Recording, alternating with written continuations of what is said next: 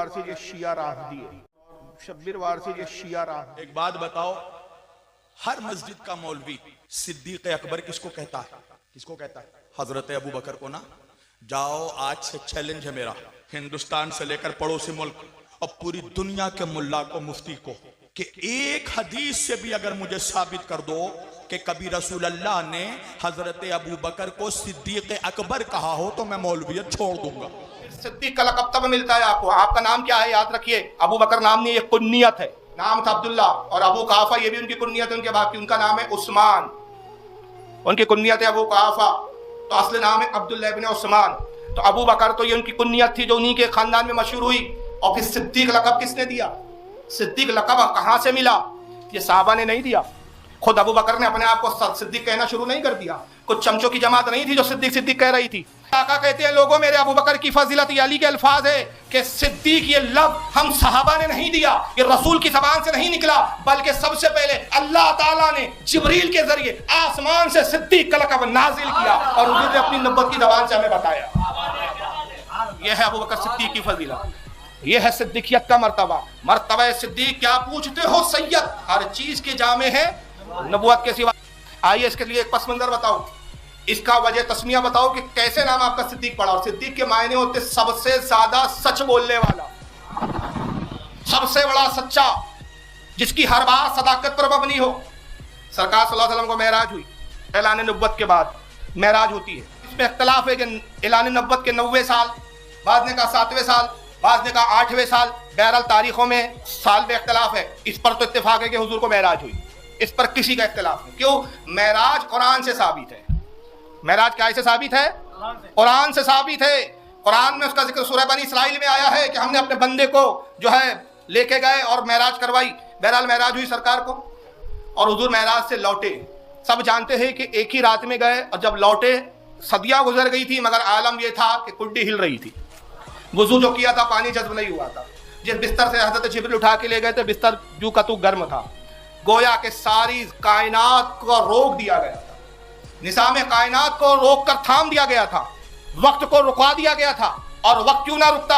انسان مردہ ہے۔ اب تصور کریں، انسان کیا ہے؟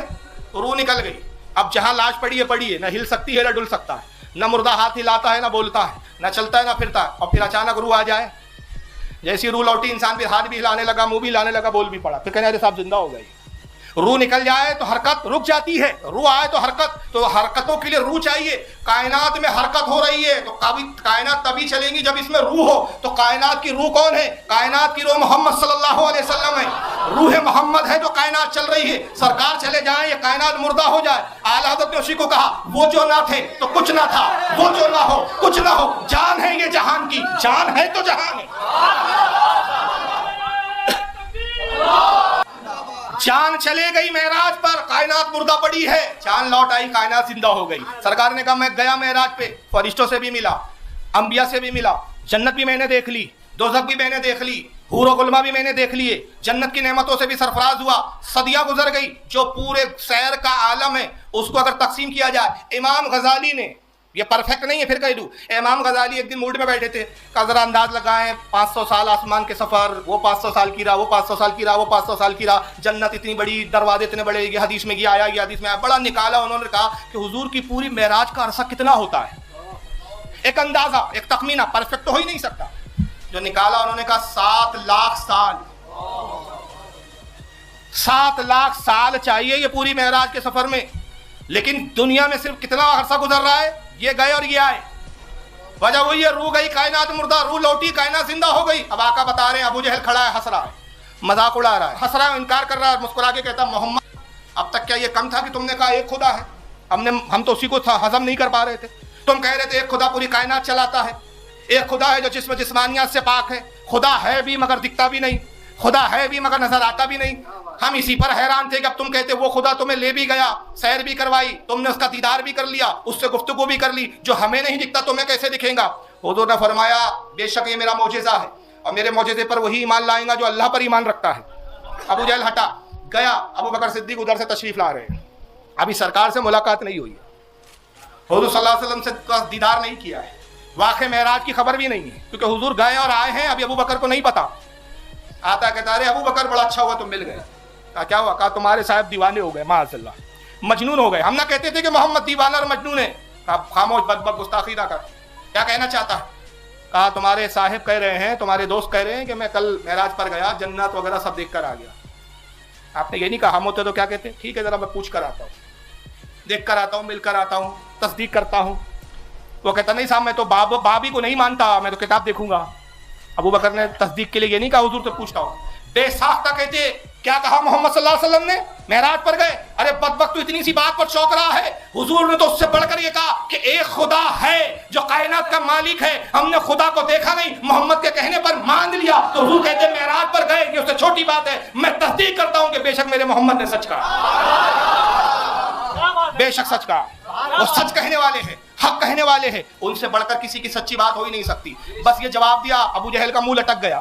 اس نے دیکھ لیا کہ صاحب ابو بکر سے میں نہیں جیت سکتا. یہاں سے ایک ذہن ملا کہ وہابی وہی بنتے ہیں، بدعقیدہ وہی بنتے ہیں کہ جو بے علم ہونے کے باوجود دلائلوں کے چکر میں پڑتے ہیں، اور خوش عقیدہ وہی بچ جاتے ہیں. اب تجھے سمجھانے کی ضرورت نہیں، ہم تیری بات نہیں سنیں گے، ہم اپنے بزرگوں کو بے دلیل مانتے ہیں، ہمیں کتابوں کی ضرورت نہیں ہے. ہمارے بزرگوں نے کہا، ان پر ہمارا اعتماد ہے.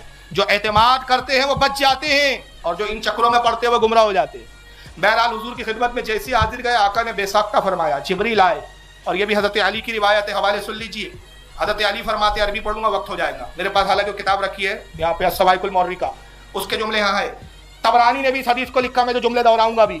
حاکم نے المستدرک نے لکھا، حدیث نمبر 4405. امام طبرانی نے معجم الکبیر، یہ سب اوریجنل کتابیں رکھی ہوئی ہے صاحب. یہ دیکھ لیجیے طبرانی کیسی ہے، دیکھ لو، کبھی دیکھا نہیں ہوگا شاید. یہ حاکم المستدرک، یہ سب اوریجنل رکھتے ہو تو بات کرتے ہیں ہم صاحب. تو اب ساری کتابیں لائبریری نہیں لا سکتا ہوں، لیکن یہ دو کتابیں یہاں موجود ہیں. ابن جوزی نے اس کو لکھا اپنی کتاب صفت الصفوہ میں.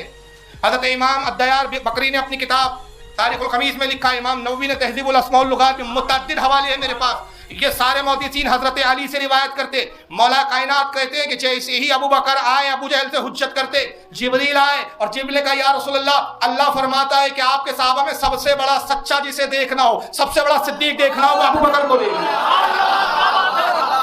یہ سب سے بڑے سچے ہیں. لوگ سننے کے بعد ایمان لاتے ہیں، لوگ پوچھنے کے بعد ایمان لاتے ہیں، لوگ تحقیق کے بعد ایمان لاتے ہیں. یہ صرف سنتے ہیں کہ بات آقا سے منسوب ہے کہ ویسے ہی ایمان لیا، اور اس کے بعد